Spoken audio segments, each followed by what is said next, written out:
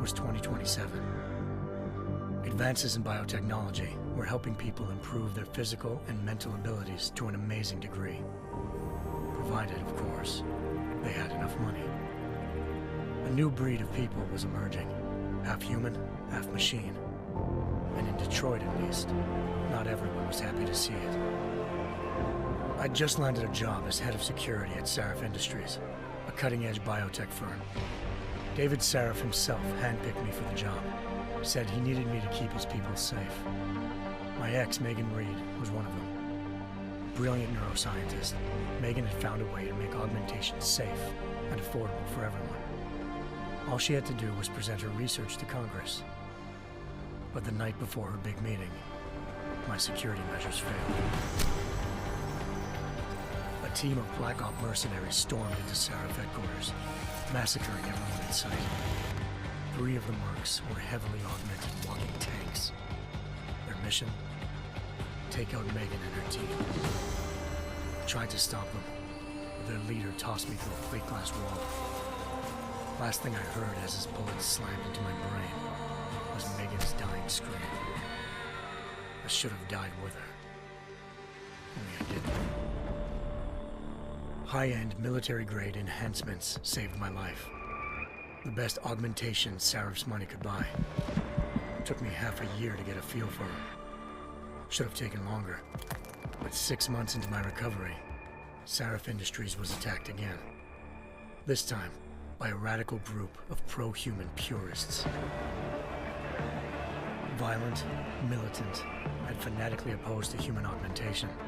They claimed to be members of Humanity Front, a non-profit organization that wanted the UN to limit biotechnology research. The thugs broke into Sarif's factory and found machinists working overtime on a top-secret military augment called the Typhoon. Sarif sent me to retrieve it, and when I did, I found one of the so-called purists next to it, wired with cerebral implants, trying to download its classified specs. Obviously, something more was going on. The AUG killed himself before I could question him. Sarif ordered me to dig deeper, so with the help of Frank Pritchard, Sarif's head of cybersecurity, I did. Turns out a second hacker had been controlling the AUG's actions from somewhere off-site. Pritchard and I tracked his signal to a secret FEMA internment camp in Detroit. The Black Op mercenaries were there. The same mercs who'd left me for dead 6 months before. Figured they'd try again when they saw me. It wasn't so easy for them this time. I took out the tank named Barrett, even got him to give me a new lead. A penthouse apartment in China. Of course, we both knew it would be a trap in the end.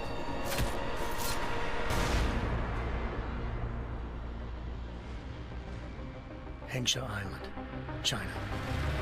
Home to a city so crowded, they had to build a second city on top of it. Trying to find clues in Hengsha wouldn't be easy. Lucky for me, I wasn't alone. Farida Malik, Sarif Industries' ace pilot, had lived in Hengsha before. A good person to have on your side. She knew enough about the place to get me around. Malik dropped me in the lower city, close to the penthouse Barrett had told me about. Bell Tower Associates, a private security firm under contract to the Chinese government, had agents tossing the suite when I arrived. Just not for the reason I'd been expecting. Turns out the man who lived there was a criminal hacker named Van Bruggen. The same hacker who'd been remotely controlling the AUG in Sarif's factory. Van Bruggen's panicked decision to force the man to commit suicide had been a mistake. Now his mercenary partners were gunning for him, and I needed to find him before they did. Locating Van Bruggen meant playing nice with the Triads, Hengsha's organized crime lords. They had the hacker holed up inside a low-rent capsule hotel. By the time I found him, Van Bruggen had no qualms giving up the woman who hired him. Zhao Yunru, president of the Taiyang Medical Corporation. According to Van Bruggen, Zhao wanted to monopolize the augmentation industry and had hired Black Op mercenaries to destabilize her competition. Sarif Industries was at the top of her list. To prove this, I needed to get inside TYM and grab a surveillance hologram off a server. I I suspected Van Bruggen was hiding something when he told me this, but nothing could have prepared me for what I saw. Megan wasn't dead. She and her 4 best researchers had been kidnapped, spirited away somewhere while their kidnappers made it look like they were dead. Desperate to learn more, I confronted Zhao in her penthouse. She claimed to be a pawn in a bigger plan, and hinted at a group so powerful it controlled global interests at a whim. Then she slipped into a panic room and hit the alarm, forcing me to make a very quick exit. I figured Zhao was lying, but part of her confession made sense. David Sarif had been worried about his people. So worried, he'd required all of them to have subdermal locator devices surgically implanted. The GPLs would have been broadcasting the day of the attack. But Zhao said a single call to Picus, the world's leader in global 24-hour satellite news, had turned those signals off. I needed to fly to Picus headquarters in Montreal if I wanted to learn more.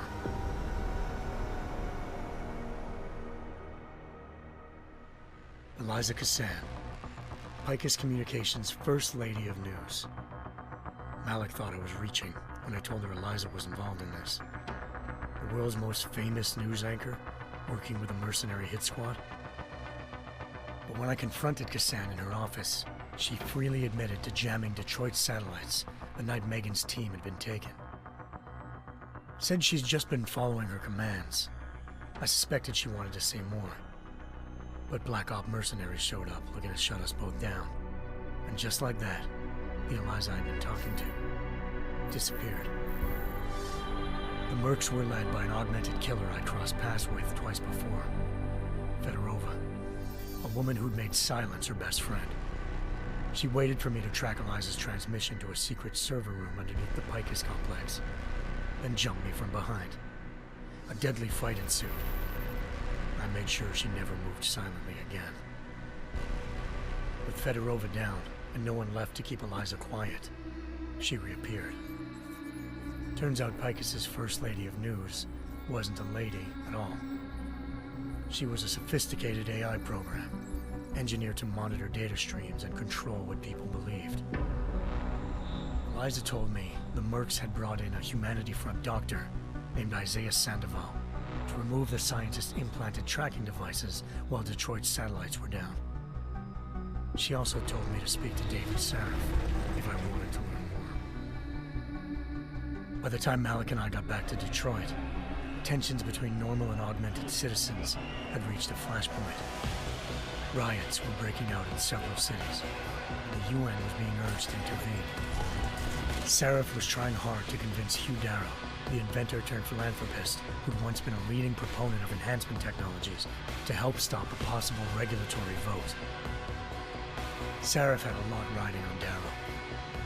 Megan's discovery would have given millions of people the chance to evolve beyond their normal human abilities, and at the same time catapulted Sarif Industries to the top of the Fortune 500.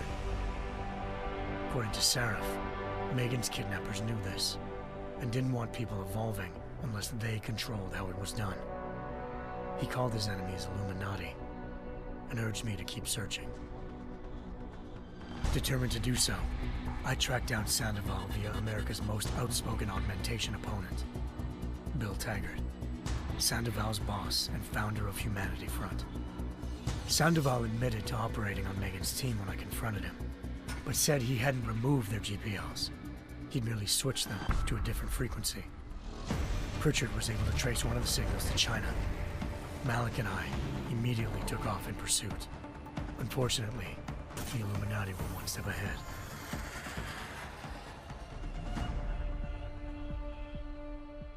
Ambushed. Shot out of the sky by Bell Tower Associates, seconds after entering Hengsha's airspace. Malik's piloting skills saved me. After a tense and bitter struggle, I escaped into Lower Hengsha. The tracking signal I was following led straight to the Triads, or more specifically, to the augmented arm of Tong Si-hung, leader of a gang of augmentation harvesters. Tong said they'd taken the arm off a corpse, which Bell Tower had left at their door, meaning at least one of Sarif's scientists was dead. Maybe not the rest of them, though. Tong pointed me to a port used for human trafficking and helped me slip aboard a bell tower ship. It was sailing to Rifleman Bank Station, a military base in the South China Sea. Bell Tower was holding kidnapped civilians as prisoners there, and using them to perfect the Chiron Project, a human-computer interface that left most of its test subjects dead. My search for Megan would have ended then, if not for a mysterious ally named Quinn. In exchange for my help exposing Bell Tower, he slipped me aboard a second ship headed to Singapore and an Illuminati-run biotech facility called Omega Ranch. 3 of Seraph's scientists were there, forced by their captors to create a technology capable of remotely shutting down augmented abilities. Thanks to an emergency recall notice issued by the World Health Organization, millions of people all over the world already had the biochip installed. With the help of the scientists, I tracked Megan to a private section of the ranch. There, I ran into Yaron Namir, the walking tank who'd put a bullet in my brain the first time we met. He'd teamed up with Zhao and was hoping to catch me off guard. Their little ambush didn't work. I found Megan in a suite belonging to Hugh Darrow, the billionaire philanthropist who'd Seraph had called on for help. Darrow had convinced her to go along with the biochip plan by promising to sabotage the tech. As she was explaining this, Darrow appeared in a global broadcast, telling the world that augmentations would be the death of mankind. Then he activated the biochips to prove his point. All over the world, augmented people flew into a killing frenzy. Darrow had betrayed everyone, and it was up to me to set things right. To do it, I had to reach Panchaea, a massive installation in the Arctic Ocean. As I raced through corridors built by an all-augmented workforce, I saw death and destruction firsthand. By the time I shut down Darrow's broadcast, I knew the damage he'd done. Still, humanity's future remained unclear. How would the world react to this sabotage? Would people ever regain their faith in augmentations again? What would be the Illuminati's next move? Only time could give us the answers.